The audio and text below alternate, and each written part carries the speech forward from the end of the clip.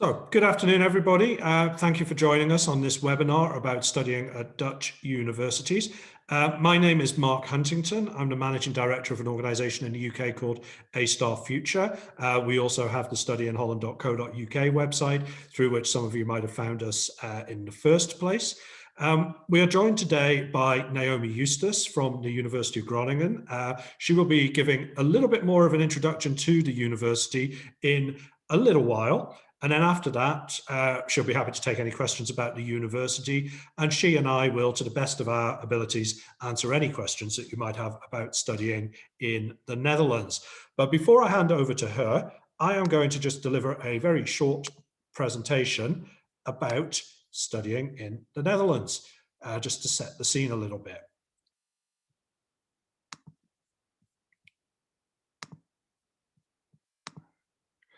Right, so hopefully now you are seeing my screen about studying in the Netherlands in English. You can obviously study in the Netherlands in Dutch as well, but I'm not going to be talking too much about that today. As I've already introduced ourselves a little bit, perhaps I should give you a sense of what our mission is. We see it as trying to help students to find English taught higher education in Europe and further afield, and to encourage people to look beyond the United Kingdom for options at university. Why does that mean that we focus so much on the Netherlands? Well, there are a number of very, very good reasons, which I'm about to go into. One of them is quite simply availability. The Netherlands has lots and lots of options for you taught in English these days. Other European countries have some, but not nearly the range and quality that the Netherlands do have. But quite aside from any of that, the real reason why we encourage people to go and study in Holland is entirely personal. It's fun. Students like it. I've put up a couple of quotes here from students who are in Leeuwarden and Rotterdam at the moment. And this is what they have to say about their time at Dutch universities. Karen says, "I was the shyest, least confident girl ever, and I've grown so much and become someone like I really do not feel like I would have if I'd stayed in England." So she's seen it as an opportunity to grow, come out of a shell, experience something different. And Nadine talks more about this different experience as well.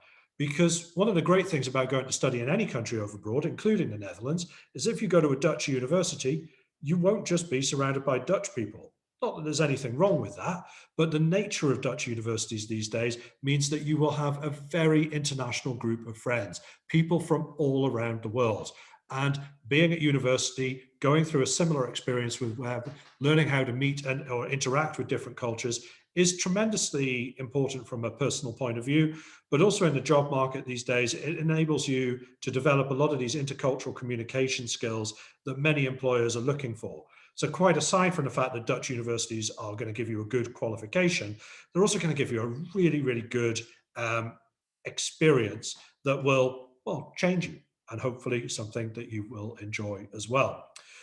And all of that is nice to say, but it doesn't really address the main reasons why people would go specifically to the Netherlands. This is where we have to look at the Dutch higher education system in a little bit more depth. And what I'm going to explain to you now is an essentially binary divide, by which I mean there are two types of universities fundamentally that you can go to in the Netherlands. The distinction is becoming a little bit more blurry, but it still applies in general. In the Netherlands, you will find a number of research universities. And these are the ones that are perhaps more globally well known and famous. These are the ones that show up very high in the world university rankings because these are the ones that are conducting research. This here gives you an indication of Dutch universities' positions within Europe. It shows you the top universities in Europe that are teaching anything in English at bachelor's level. And you can see quite clearly here that the Netherlands dominates. So if you're looking for options in continental Europe, a handful in Sweden, Germany, Denmark, France, places like that, but loads in the Netherlands. In fact, I would say out of these universities, which are the best in Europe, 75% of the options taught in English are at Dutch universities, and probably around 20% of them are at one university alone. So if you're wondering why it is that the University of Groningen here, which shows up as 83rd in the world in this particular ranking from the Times Higher World University Rankings, now you know. So Naomi will obviously expand upon those, what they have to offer a little bit later. But as you can see, really the opportunity at the best universities in Europe is largely at Dutch universities. But moving on from the research universities, there is also another category of universities in the Netherlands, the universities of applied sciences. And these might not be quite so much research intensive, but they are the universities that the majority of people in the Netherlands actually go to. These are the ones which will give you a more practical work-related experience. Universities of applied sciences, such as Avans University of Applied Science in Breda, that I put up here on this slide, are more focused on compulsory work placements for most subjects, learning by doing, and introducing you to the world of work while you are actually at university. So there is a very clear divide between these two approaches. There's no point saying one is necessarily better than the other. That largely depends on you as a student as to which way you would want to go. But in terms of why would I decide to go to a University of Applied Sciences or a research university, to be honest, often that choice is made for you in a number of different ways. The first one is because of what it is that you want to study. There is very little overlap between research universities and University of Applied Sciences in terms of subjects. So if you want to study economics, languages, medicine, philosophy, it's inevitably going to be a research university. If you wanted to study something more like physiotherapy, art and design, ICT, hotel management, logistics management, that is going to be at a University of Applied Science. And that's just the way it is. So don't worry, don't worry too much about which university you're going to end up to, and allow the subject range you go to determine that for you. There is a bit of a crossover in areas like business, engineering, and law, but here the approach that these universities take will be very different. And in a research university, naturally enough, that's going to be more based on research. And in a University of Applied Science, as I've already mentioned, more practical, hands-on experience. So a very different approach. Occasionally, the type of university you go to will be determined for you in terms of the entry requirements and the school diploma that you have. Sometimes your options will be more restricted, for example, if you're doing BTECs, whereas if you're taking A-levels, your choices will be much more widely available to you. Now, moving on to a couple of other reasons that go into this distinction between research universities and University of Applied Sciences as well, but also focus on aspects of the Dutch higher education system. I put up here two other quotes from students at Dutch universities. Both of these are actually students in Groningen. Joey is at the University of Groningen, or was, he's recently graduated. Lucy is at Hansa, which is the Applied Science University in Groningen. Joey here talks about one of the key things that awaits you if you go to a research university. He says, what surprised me most was the amount of study early on. In the UK, I feel you don't have to do much at all in the first year, but here it is the most important. And this is a very, very important distinction between British and Dutch universities. The workload in the first year is more important, is more intense, and is actually assessed in a more meaningful way. So this means you do have to hit the ground running, get stuck into your studies, and dedicate yourself to them perhaps a little bit more seriously than you might do at a British Russell Group university, for example, in that first year. Lucy here talks about the advantages of being at a University of Applied Sciences. She's talking specifically about a physiotherapy degree that she's doing and comparing it with her sister who did the same degree in the UK.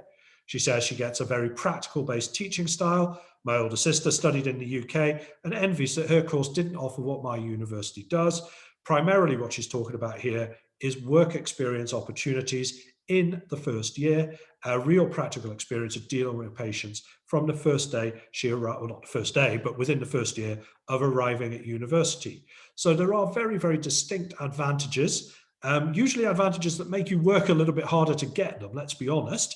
But some people, when they look at the experience and look at the investment they're making, decide that actually, you know what, this is sensible. This is what I want. I want to be challenged by my education, either academically or vocationally.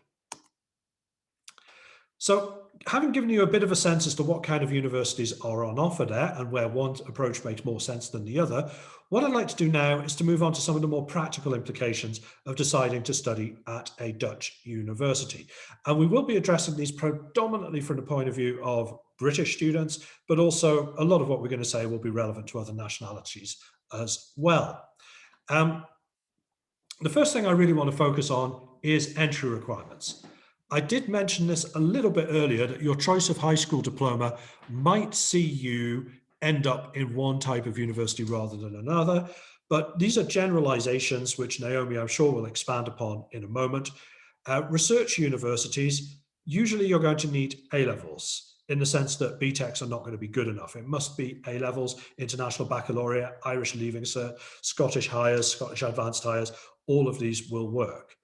A minimum of 3 A levels at CCC is what is required by most but not all research universities for most but not all degrees. Sometimes you must have maths, and that can be different from what you would expect in the UK. Certainly for a scientific degree, you're going to need maths as a facilitating subject always. Some degrees are more selective than this. Medicine, psychology, international relations, business being a few examples, but we can expand upon that list. And these are degrees which are subject to something called numerus fixus. And we will talk a little bit more about numerus fixus the further we go into this presentation. For universities of applied sciences, it's actually easier to get in. The entry requirements are 2 A levels rather than 3, plus 4 GCSEs to give you a total of 6 different subjects. BTECs are, or BTEC level 3 extended diplomas are easily recognized. Any other category of BTEC is more problematic.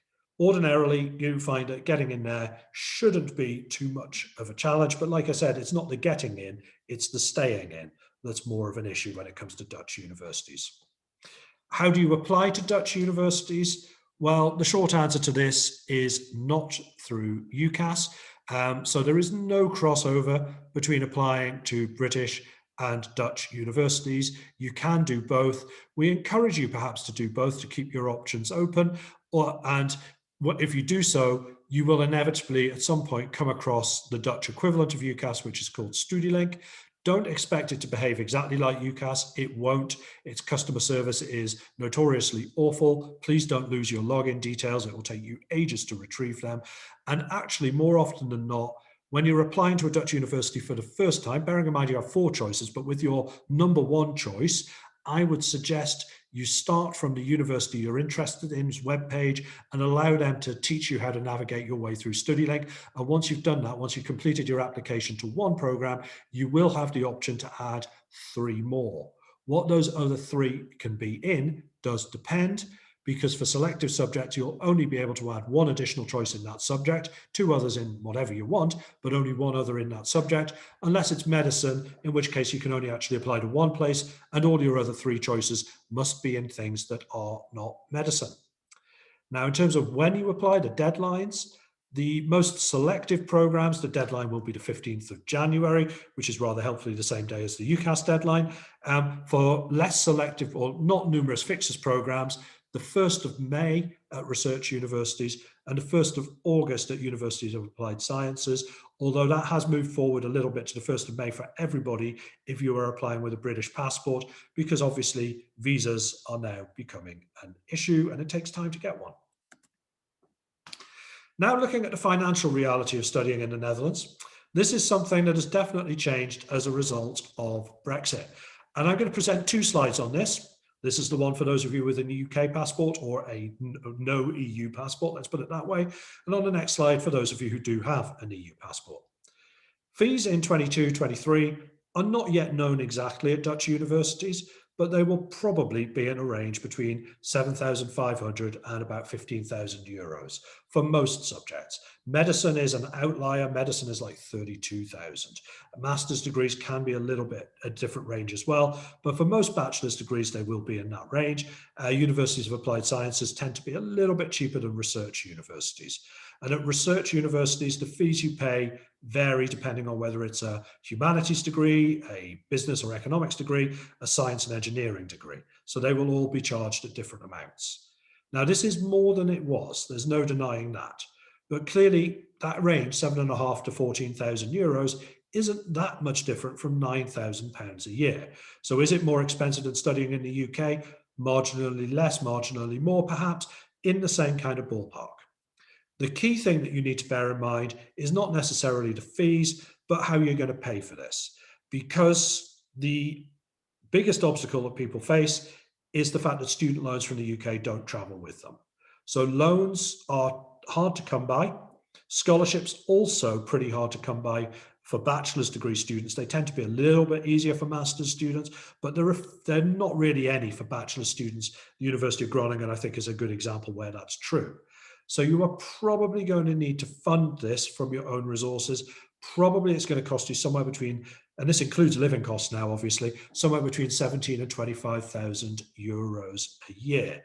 Now that, when you look at it in context with what a British degree costs, is similar, not less, not more at all.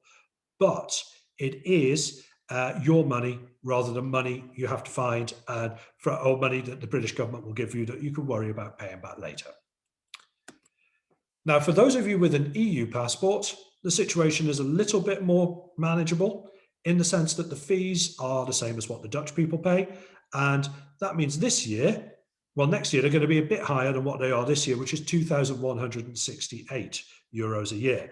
Although having said that, there are all sorts of COVID discounts available this year, which means students starting in 2021, probably first year students will be paying about 500 euros a year. But some of those discounts are short term and won't be available in future years, well, depending on how things go this year, I suppose.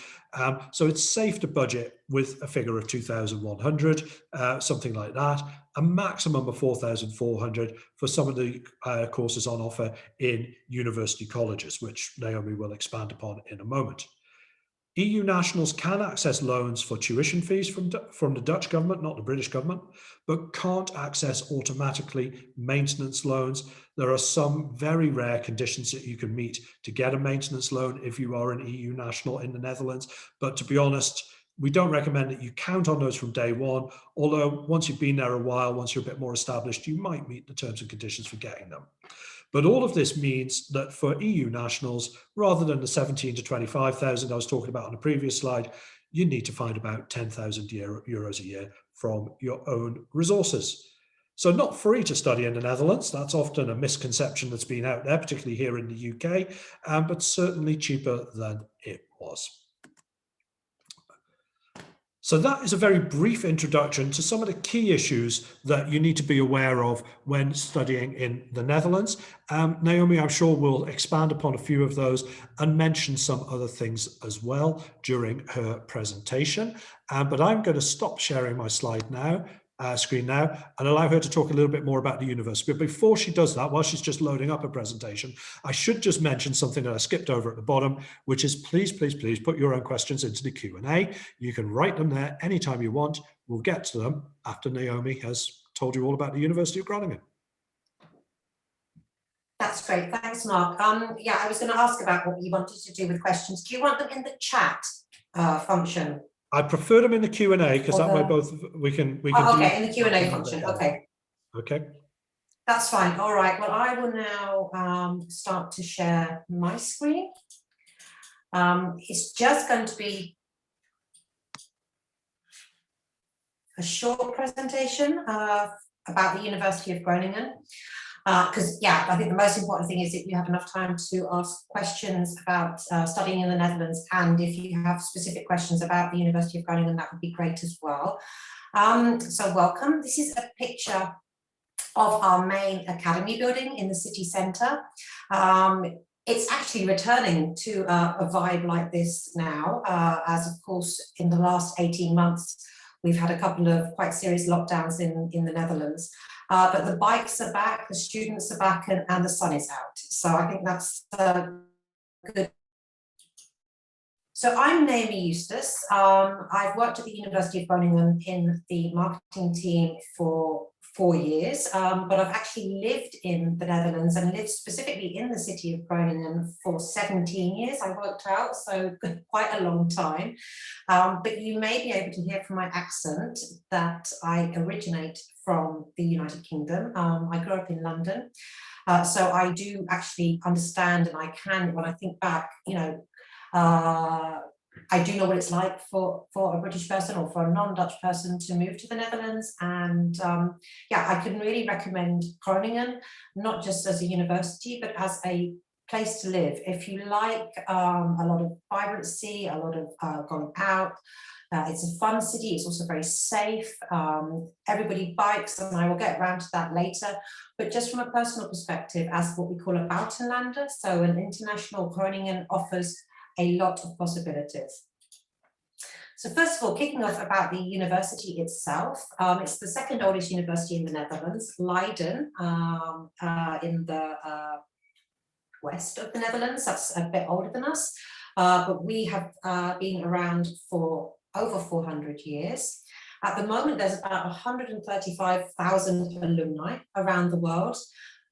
So it's very international, and I can also come back to that a little bit later on about, establishing connections for careers, for other opportunities. We are growing our student body every year. So when I started 4 years ago, we had around 30,000 students, and now this is already up to 38,000, and our international student body is increasing every year. And it has been around, I think, our third or fourth biggest student community. So that's been growing over the last 10 years, which Mark has obviously played a very supportive and helpful role in. 139, to be precise, nationalities were enrolled in September last year.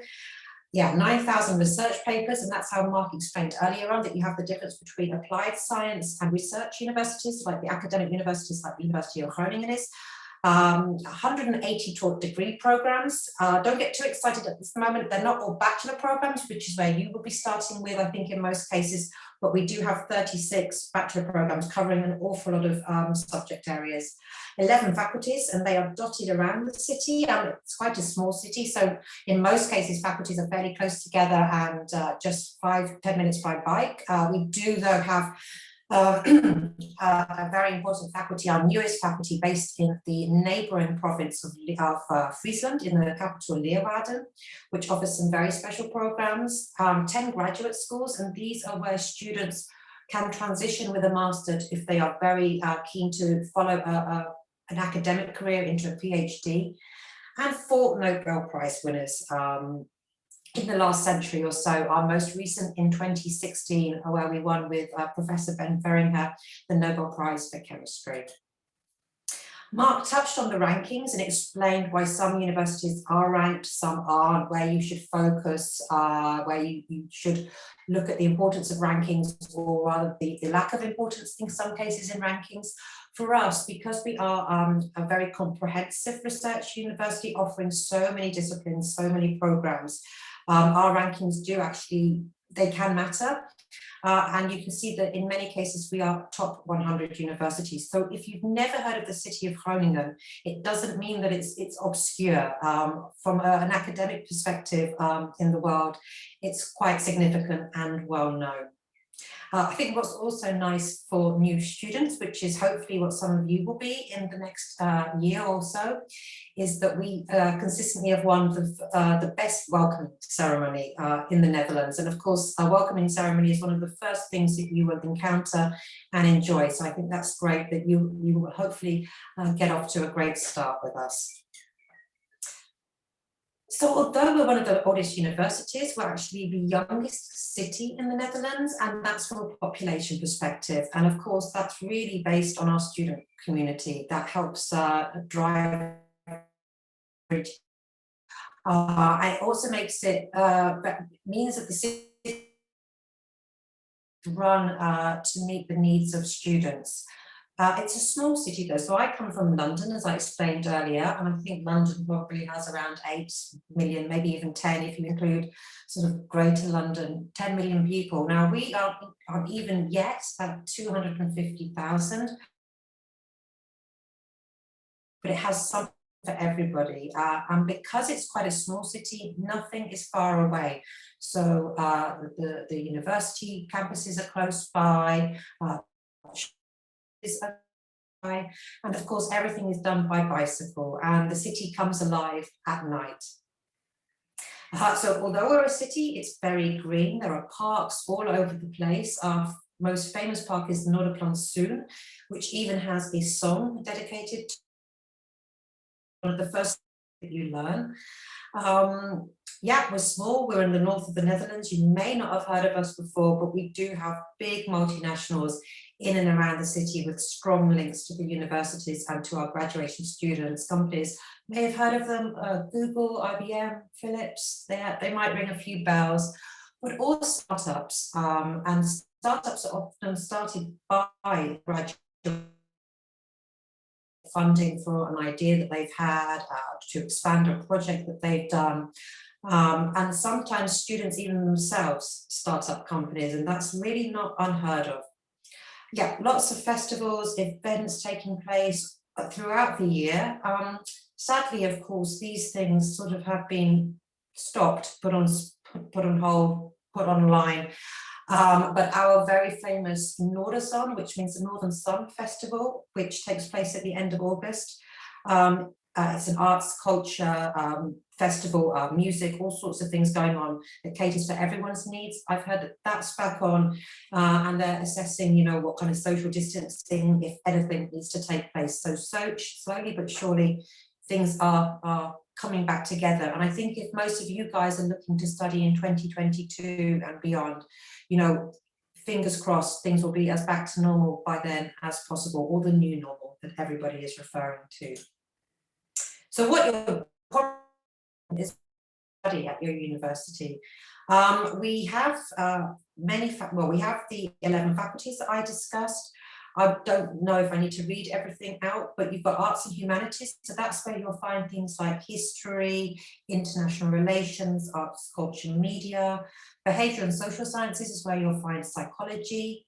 Economics and business speaks for itself, as does law, medical sciences, philosophy, science and engineering, theology and religious studies, that's where you'll get things not like traditional geography, but things like spatial planning or human geography.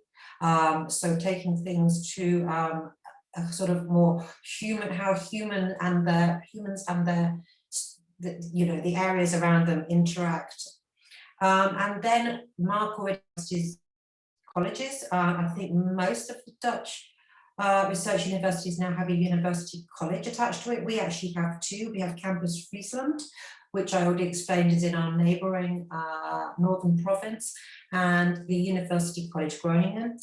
In a nutshell, that's where you get to do liberal arts and sciences, which is a kind of American format of higher education where you major and minor. So you choose different disciplines. That's great if you've got in your mind at the moment, there's a couple of channels you want to explore that you're not going very clearly in one direction. And if you've got questions about that, I can either answer them or put you in touch with somebody from the colleges themselves. The other nice thing about the university colleges is that they are very they are a sub-community within the university, and they guarantee housing for students from the program to live together from day one. So you build up a very small but connected community. I said on the previous slide that most of our deadlines are the 1st of and this is changing. So please, it's not in a very clear and direct route. Some of our programs, and Mark touched on this, the very popular ones, the ones that need additional selection, they have a 15th of January deadline. And University of Groningen is adding to these programs every year as the popularity of our programs grows. Artificial intelligence, computing science are recent additions. International business, international relations, medicine and psychology have been numerous fixes programs for longer. You can see next to it on slide how many places are available. It may seem a lot, particularly for psychology, 600 places, but I think we had over 2,000 applications, way over 2,000 applications for this program. So yeah, don't fall into the trap that everything's guaranteed. Selection procedures are also sort of not a way of selecting. So each program decides year by year how they wish to select their applicants. I can give you one example, for instance, again with psychology, the last 3 tests, which all applicants who are invited to the selection procedure must sit at the same time. One of them would be in biology, one of them will be in maths statistics, and the other one is decided nearer the time. Medicine, though, is a very, very intensive selection procedure. Places, I think, are outnumbered something like 10 to 1, places that convert into actual applications. And then, in most cases, you need to be in the city of Groningen for a 1 to 2 day intensive selection procedure. That went online this year, but don't be fooled. As soon as that's able to happen in Groningen, students will be called back. More information about the selection procedures for the different programs can be found on the faculty pages. So I won't go into a lot of detail right now because they do change year on year. And for 2022, I anticipate a few more programs will be on that list as well. So minimum entry requirements, Mark already said, for us, a research university, it's a minimum of 3 A-levels if you're following the British A-level curriculum. A full IB diploma program is also accepted. Different faculties will require different subjects. Business programs, science and engineering programs will always require maths. At higher level for the diploma program, or a maths A level. So if you're not already doing maths, those programs might already be not feasible for you, or you have to look into where you can prove like a different exam where you can prove your maths level.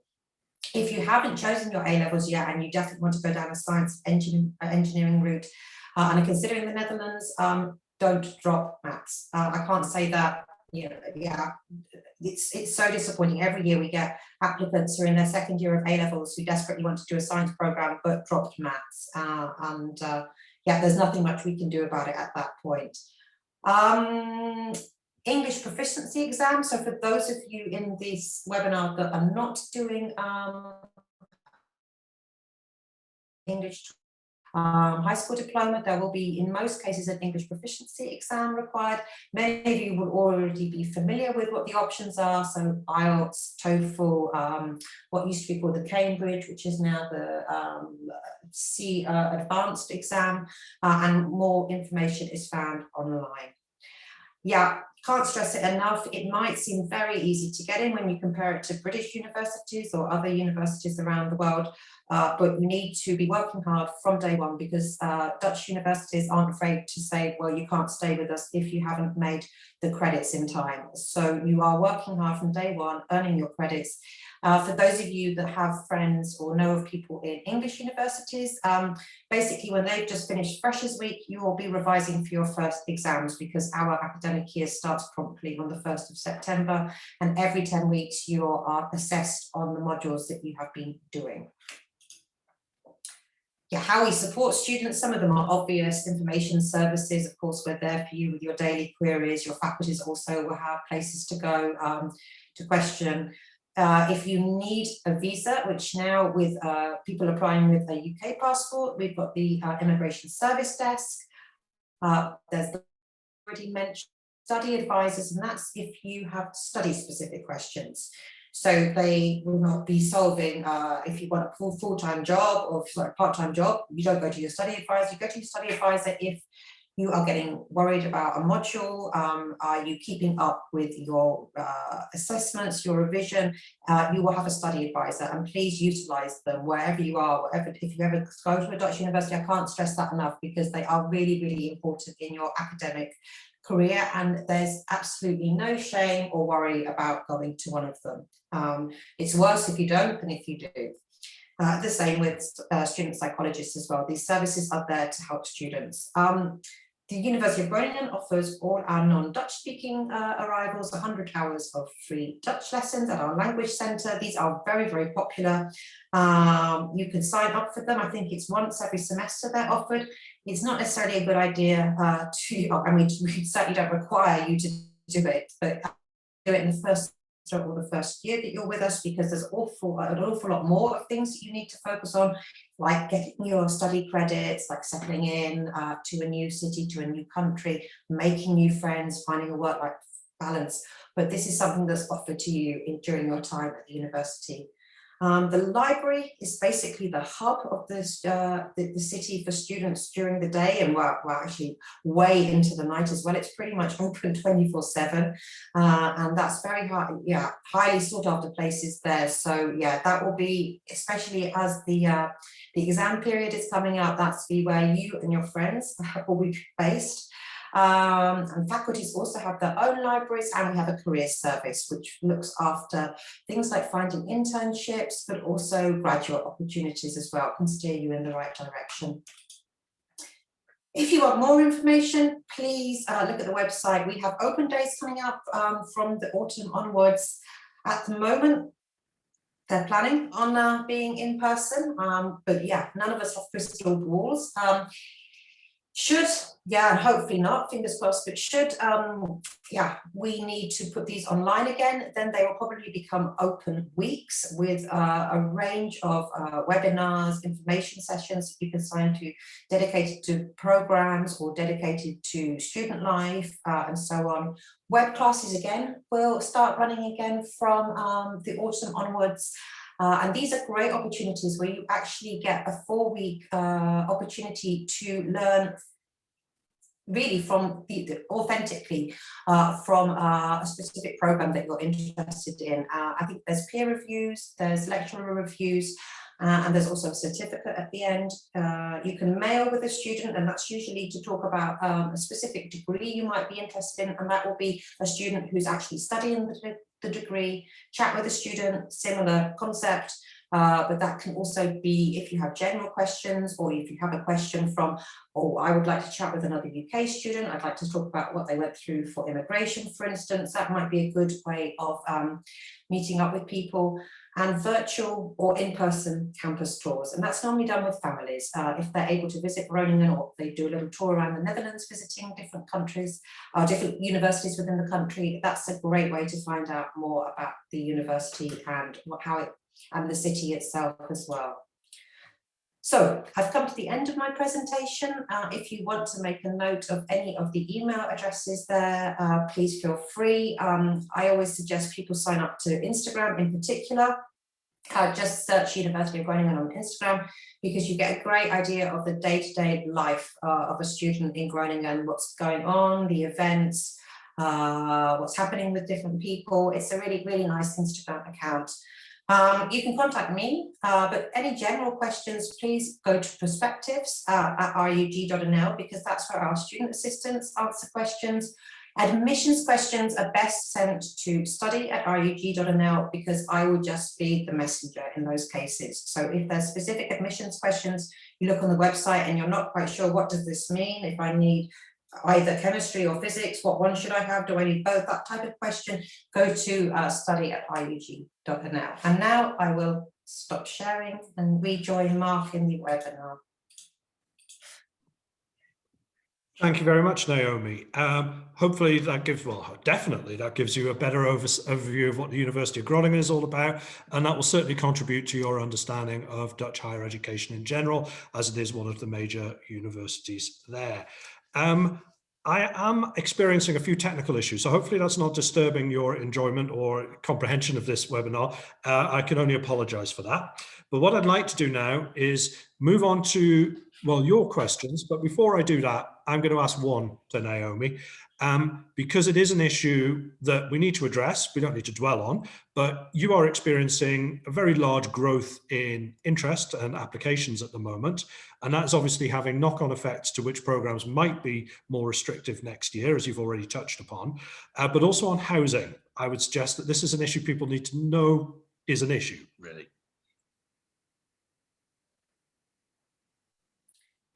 Yes, I mean, housing, basically, let's go back. If you start to do a bit of research into the main Dutch university cities, which is almost every city in the Netherlands, so you're talking Groningen, Amsterdam, Utrecht, Rotterdam, The Hague. If you start to do a bit of research about looking for student accommodation there, you will encounter the fact that everybody, or almost everybody, will tell you it's a priority. Look into it, it can be hard. Dutch universities don't offer a kind of a halls of residence procedure for first-year students. So if you've got a letter of acceptance, if you're accepted in a program, that doesn't mean that you can guarantee a room through that. So what the universities tend to do is they tend to work with organizations that have many rooms, normally in big complexes around cities, and they reserve on behalf of their incoming international students so many rooms. So for instance, the University of Groningen might reserve 1,500 rooms, but we might have twice as many international students arriving. So that doesn't mean half of our students just have to tear up their letters of acceptance and give up. What it means is you have to go directly onto the commercial market. But more and more opportunities are coming up, but don't sort of leave it to the last minute. If the reserved rooms come up, and they normally start to be available on the 1st of May, you register in time and you book that room on the 1st of May. You don't go back a week later, oh, maybe I've changed my mind, maybe I'll have a think about it. You just are prepared and you do it as soon as that. If you end up, or you choose to actually be on the commercial market, start looking as early as March and April. You can do that via At Home in Groningen from myperspective.com, because that's a website that lists rooms throughout the year, and it's affiliated to the universities in Groningen. You can also look at Facebook groups and real estate agents who will offer rooms. But please be aware of scamming, and also by the time it gets to this time of year, if you answer an ad for a room, it will be you and 20 other people. So I can't stress enough, start looking early, and if you want to go through the reserved room thing, you do it literally, you're there the time it opens in the day, and you do it directly. I think most of the other universities will give you similar advice. After meeting the actual application deadlines, the next most important thing is finding a room. And I say that actually the most important thing is to find a room. So don't apply to a program that has a deadline of May the 1st on the 30th of April, because you will be so behind on finding a room at that point, because you may not hear back from the university until May, June, until late in May, even June, whether you've been accepted or not. So I would say that 15th of January deadline, try and use it for all programs, not just the ones that require a selection. Yeah, I would say actually that it is housing rather than application deadlines that is the real thing you need to be working to. But if you take it seriously, you should be okay. There are lots of rooms, there are lots of students in the Netherlands. So it's just something you don't want to be the one who gets caught out. Let's put it that way. And given that you've come to this webinar, I'm going to make sure that you have the best information you can have. And housing is something to take. Yeah, and the universities aren't hiding the fact of this. So you will receive from the admissions team, from the team that I work with, constant information. It's in all our guides, it's all over the website. Put getting your room as a priority. Once you're in the city, it's not a problem, because you'll start to meet second year students that are moving into who are moving away to do study abroad, or you'll meet graduating students, and then you and your friends will take over their rooms or in their houses. It's just that initial stage for international students who are beginning their first year. Okay, thank you, Naomi. What I'm going to do now is come to your questions. So please do put them in the Q&A, because once we get to the end of these, that's the end. So this is your opportunity to ask anything you like. And I'm going to start from the top here. And this is one, well, I think most of them we're going to need Naomi's input on. Is computer science both for applied science and research? Which is better?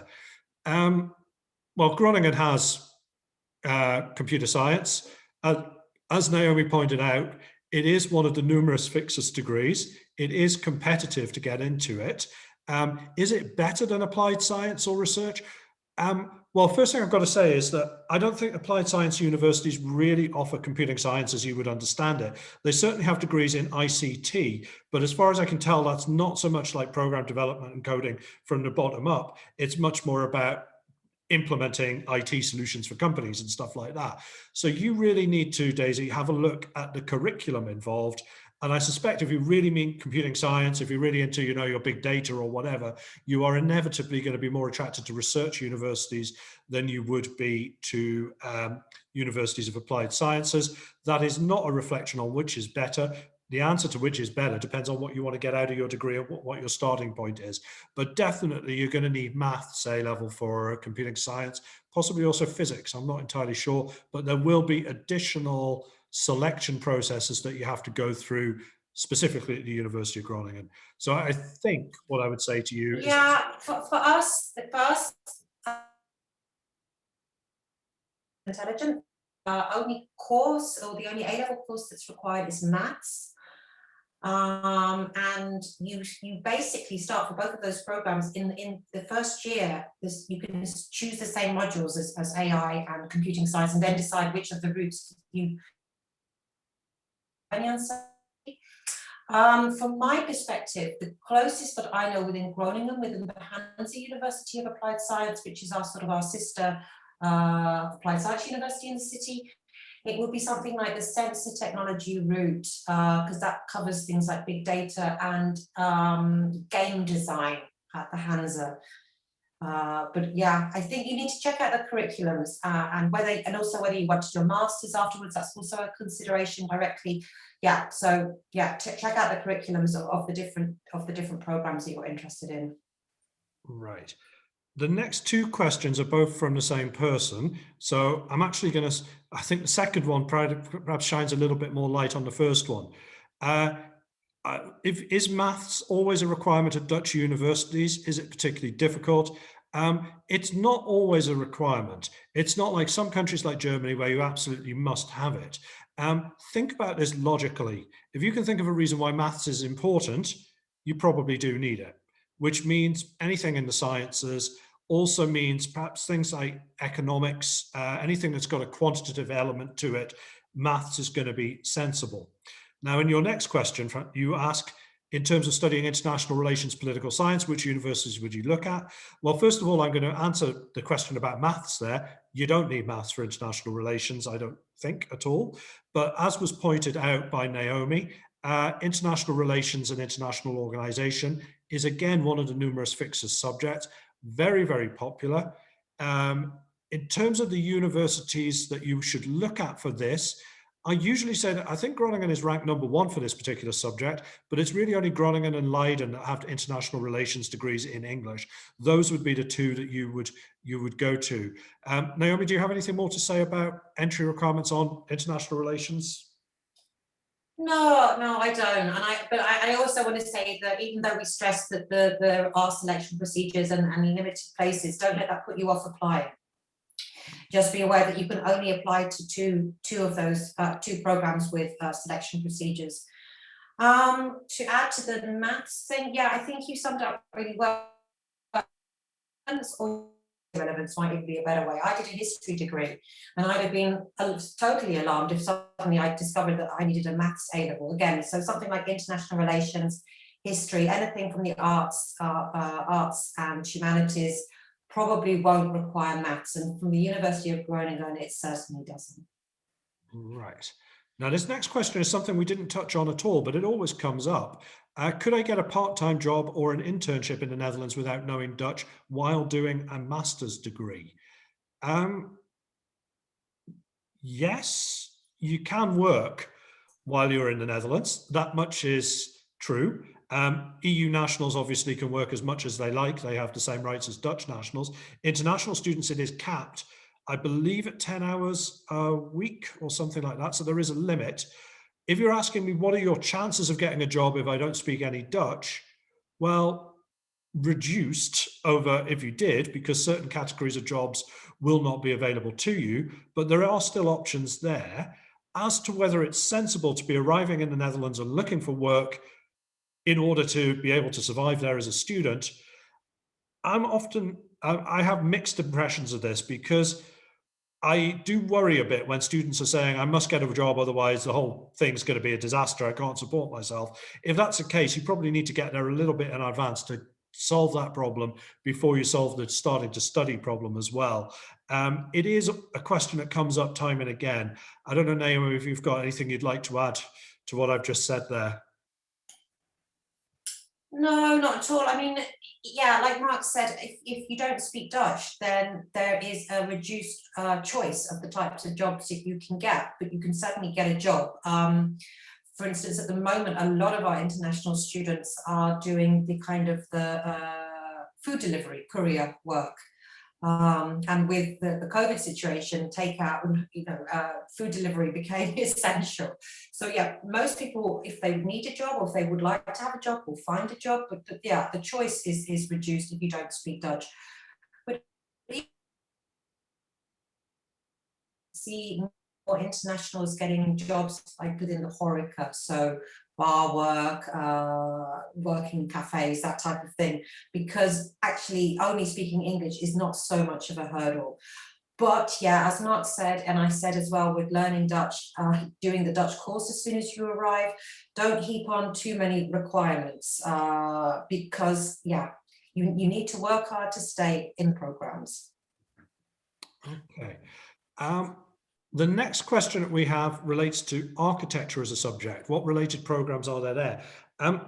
Architecture is offered in English at a couple of Dutch universities, but the thing I will say is it's usually seen more as a sort of an engineering type subject rather than an artistic one. So the universities that are teaching architecture in English tend to be places like Delft, Eindhoven, and they would require maths and physics as prerequisites rather than perhaps, you might find a more artistic route into architecture in other countries. But if that's something that you're fine with, then yes, you definitely have options. And I would encourage you to look at the Dutch universities of technology, of which Delft, Eindhoven, and Twente are the three examples I could give you there. The next question we have here relates to the International Baccalaureate and maths at standard level. Does the degree in international business require a higher level in the IB? Well, there are two things I think we need to focus on here. There are two kinds of standard level maths at in the IB, but to be honest, I think you're fine with either of them. Naomi, anything? You're muted.